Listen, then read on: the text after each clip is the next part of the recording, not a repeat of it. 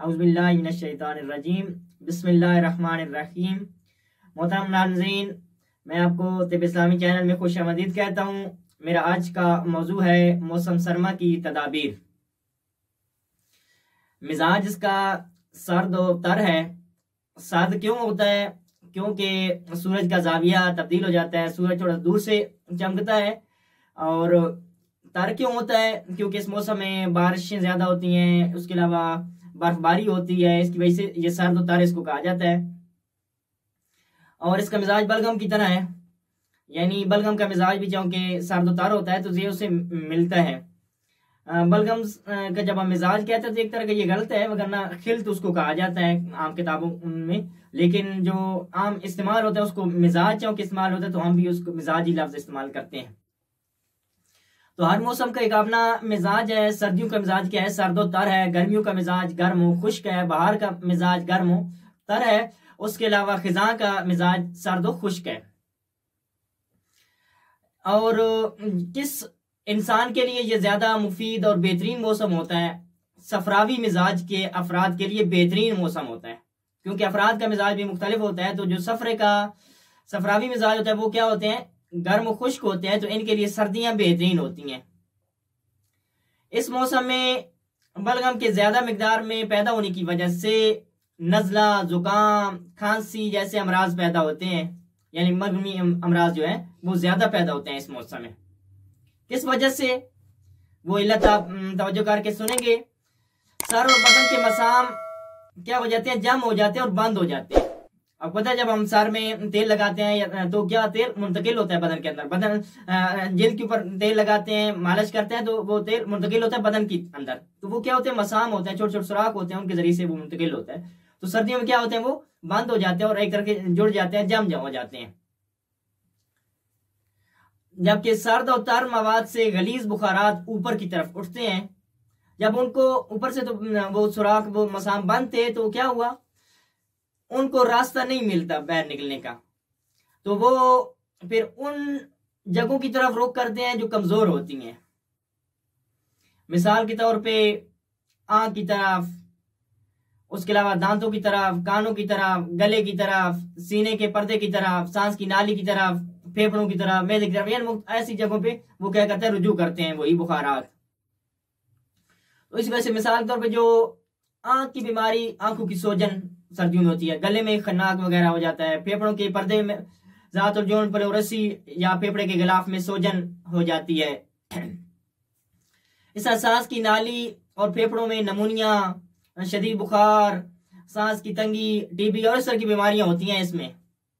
इसी वजह से नज़ल और जुकाम को उम्मुल अमराज कहा जाता है। यानी आपने सुना होगा कि कब्ज उम्मुल अमराज है, तो आज ये भी सुन लें कि नज़ला और जुकाम उम्मुल अमराज। यानी उम्मुल अमराज से क्या मुराद है? यानी जिसकी वजह से और बीमारियां लगती हैं।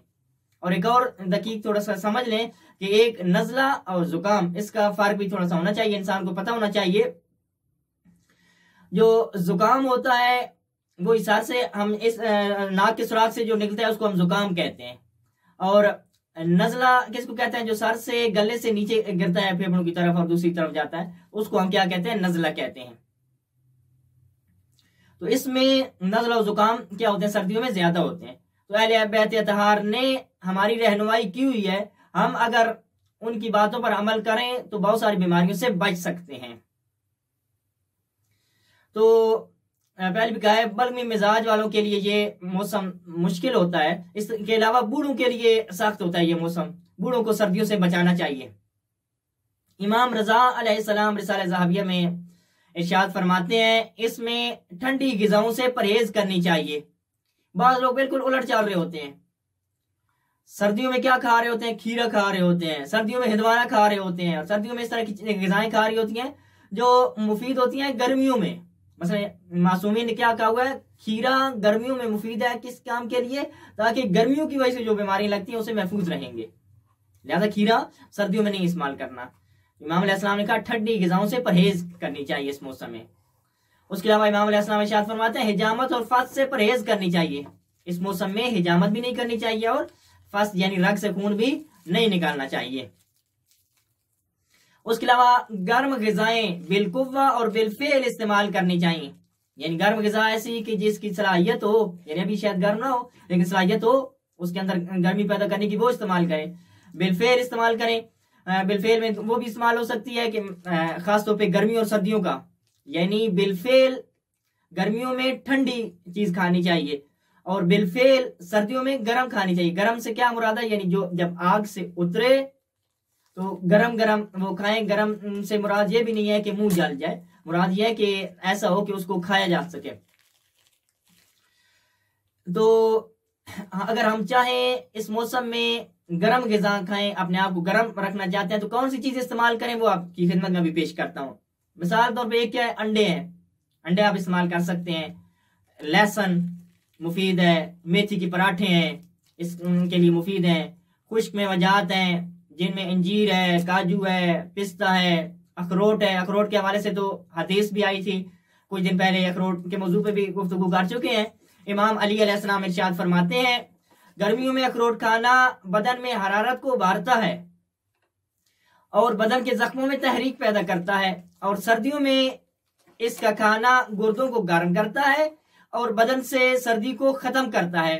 अल-काफी जिल्द नंबर 6 सफा नंबर 340 हदीस नंबर 1।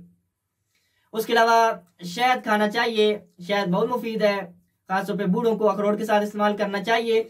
शहद के हवाले से भी स्पेशल हदीस है कि सर्दियों में इस्तेमाल करें। इमाम रजा अलैहिस्सलातु वस्सलाम का इरशाद है, जो चाहता है सर्दियों में जुकाम से बचा रहे वो हर रोज 3 लुकमे शहद खाए। और यानी उस जमाने के मुताबिक चलो 3 लुकमे हो, अभी अगर वो सही तरह से हाजम नहीं कर सकते तो हद कुछ न कुछ शहद इस्तेमाल करना चाहिए। शहद के अलावा और भी बहुत सारी चीजें हैं जो हम इस्तेमाल कर सकते हैं, खुद को गर्म रख सकते हैं। खुद को गर्म रखेंगे तो पहले भी कहा हुआ है कि तूले उम्र की खुशखबरी दे दो गर्म मिजाज लोगों को, यानी जो खुद को गर्म रखेंगे उनकी उम्र भी क्या होगी, तुलानी होगी। मसलन अदरक की चाय इस्तेमाल कर सकते हैं, थोड़ा सा नींबू मिला लें। काली मिर्च इस्तेमाल कर सकते हैं। उसके अलावा सिरी पाए हैं, कबाब बना सकते हैं, कबूतर का गोश्त है, कबूतर के बच्चे का, बटेरे, इस तरह की जिन चीजें क्या होती हैं, गर्म होती हैं, वो हमें क्या रखेंगी, गर्म रखेंगी। गर्म सब्जियों में जैसे करफ्स है, तरे तीजक है, ये इस्तेमाल करें। इस तरह इमाम अलैहिस्सलाम ने आगे इरशाद फरमाया कि हमाम जाना और बदन की मालिश तेल के साथ क्या है, मुफीद है। यानी इस मौसम में हमाम में जाना, हमाम उसी यानी उस जमाने के मुताबिक हमाम यानी जिसमें 4 मिजाज होते थे और सारा ये बकायदा टाइम होता है, ये अभी 5 मिनट वाला निजाम हमाम मुराद नहीं है। और तेल की मालिश बहुत मुफीद है इस मौसम में। और किस चीज से परहेज करनी चाहिए, इमाम अलैहिस्सलाम फरमाते हैं कि मिठाई और ताज़ा मछली को दही के साथ खाने से परहेज करनी चाहिए। तो आए जो अहले बैत तहार ने चीजें बताई हैं, हम उन चीजों के ऊपर अमल करें और खुद को गर्म रखें और सर्दियों से बचें। और गर्म लोग ही आगे बढ़ सकते हैं। यानी अमूमन जो बल्कि मिजाज होता है उसका क्या होता है, सुस्त होता है, तंबल होता है, हाफजा कमजोर होता है, इस तरह की सिफात होती है, गोशी नशीन होता है, वो उसको लिए मुश्किल होता है काम करना। लेकिन जो दमी मिजाज होते हैं, जिनका मिजाज गर्म उतर होता है, वो अमूमन क्या बनते हैं, लीडर बनते हैं, आगे बढ़ते हैं कामों के लिए, उनके अंदर हिम्मत होती है। लिहाजा आए अपने आप को गर्म रखें। अल्लाहुम्मा सल्ली अला मुहम्मद व आले मुहम्मद व अज्जिल फरजहुम।